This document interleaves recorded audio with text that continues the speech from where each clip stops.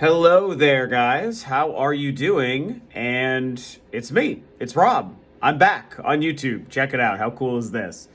Obviously, I'm not really back on YouTube. I'm clearly not making a normal, regular video with my camera and microphone and computer and all that stuff. I'm just filming with my phone because I thought it would be fun to make a little bit of an update. You know, today it's February 3rd. It's weirdly enough, it's officially 1 month since I posted my last video on January 3rd and started my YouTube break. And I'm still continuing my YouTube break, obviously. But things are going well. You know, I won't waste too much time here talking about that stuff. Things are going well. One of the things that has happened that is part of why I decided I needed a break and wanted to take it is I did switch jobs. I changed careers by choice. And so I'm also set up and doing new stuff with the new company here and getting kind of into that. And it's going fantastically well. I could not be happier, even though I loved my prior job as well. So I'm obviously focused on that part of my life, you know, like most importantly, my job and career and all that kind of stuff. Also, been adding to my Atari Jaguar collection. I rebought this sucker right here. So I'm always buying new Jag games for myself. And then just doing regular gaming stuff. And so, things are great. I'm not back on YouTube officially yet, just so you know. I am still sticking to the break. But weirdly enough, like I said, on the 1 month since my last video, we got some news about sales for Nintendo stuff, as they do every quarter. And, you know, there's a couple of huge pieces of news coming out of it. And I think for myself, and for you guys who know and follow me, I think the main thing that we all care about is obviously this news about Metroid Dread sales and the fact that they're so freaking good. I'm clearly having too much fun just posting a YouTube video with my phone here. Metroid Dread. So the Switch has now sold 103 million units, which is so crazy because it just exceeds all of my biggest expectations when the console launched. And I think that's the really fun thing about this. You know, speaking from myself as someone who was making videos going, back to 2013 when the Wii U was brand new. I started weeks before the PS4 and Xbox One launched. And so I was covering the 8th gen and the Wii U obviously being my focus for most of that time, and remembering the NX rumors and how exciting that was. Even though I loved the Wii U, I was excited for the next step. Switch came out and it just was so cool at the time. And it was like, okay, coming off of the Wii U, which, I loved then and I love today. I will defend it into my grave. I think it's a fantastic console with a fantastic library, but it wasn't successful. So with the Switch, it's like, okay, well, Nintendo's now trying an evolved idea of the same concept that was the Wii U. People were clearly more excited about it, so I think we were all ready to see what Nintendo could do to follow up the unsuccessful Wii U. Did the Wii U kill Nintendo and were they never going to be successful again? Or were they going to dig themselves out of that hole with this weird Switch idea that seemed cool, but who really knew at the time? And early on, I certainly was like, I think it's going to be pretty darn successful. And I was like, 40 million units is a successful console in its own right, and it's a huge success coming off of the unsuccessful Wii U. That's how I felt about the Switch in the very beginning. I never bought into the hype of it's going to sell 100 million units or that it's going to surpass the Wii at 101 million or whatever that is. I never bought into that hype in the beginning. I was like, I think 40 million is great, and 60 to 80 million is a smash hit that I didn't even think was going to be possible at 60 to 80. And clearly, the version of myself from almost 5 years ago is wrong, because here we are, and it's now crossed 100 million units. It's now past the Nintendo Wii. It's past the PlayStation 1. It's absolutely crazy. And so I'm obviously really happy to see it. Switch is far from my favorite console or my favorite Nintendo console, but I do love it. It's my favorite console on the market right now. It's not my favorite console of all time. It's nowhere near my favorite Nintendo console, but it's great, and so I'm glad to see the success. And then, of course, the big news actually is not even that, and it is Metroid Dread selling 2.4 million units just in 2021, right? Which is very interesting, and it's part of what I made sure to point out in some of my tweets. And by the way, I'm still very active on Twitter, So if you're not following me on Twitter, you should be, because that is a way to kind of keep up with my conversation and stuff while I am on my break from YouTube.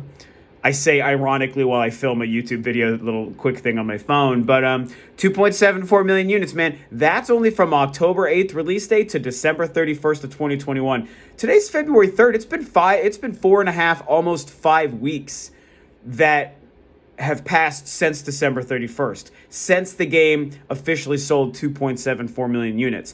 So who knows what it's added since then? Maybe another 50,000 or 100,000 units just in the month of January. I mean, maybe more, I don't know.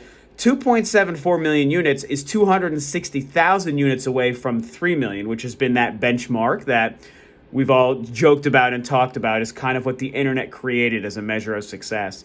I mean, the game's already successful. Even at 1 million units, it was successful. Now it's at over 2.5 million. It's a massive success for the Metroid franchise. And if it hits that 3 million and maybe hits 4 to 5 million lifetime, and, you know, when we look at the game 10 years from now, huge success for the Metroid franchise. For any franchise, but definitely for Metroid specifically.